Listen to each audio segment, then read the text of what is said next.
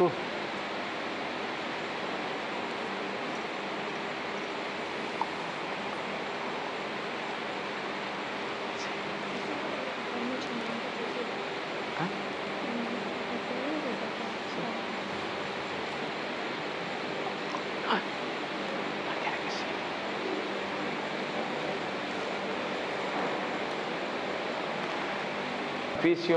Por estar agradable a Dios Tata Todopoderoso. Señor, recibir por tu humano sacrificio, alabanza y gloria de su majestad, para nuestro provecho y bien de su santa iglesia.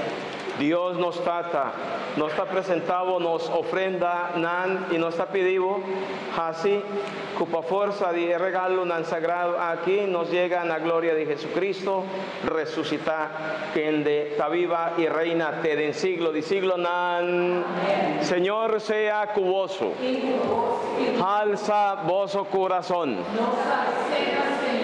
Láganos agradecí, Señor, nos Dios. En verdad, está justo y necesario, danos deber y tabón panos, de agradecido siempre, y tu camino Dios está todopoderoso y eterno, por medio de Jesucristo, no Señor. Te está el sacerdote verdadero y eterno, que instituí un sacrificio permanente.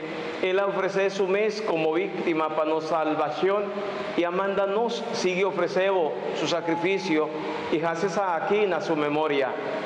Ahora nos está recibir su culpa, sacrificar para nos, comiendo el pan de vida, está banquete del Señor, nos está proclamar su muerto, te ahora vuelve vini.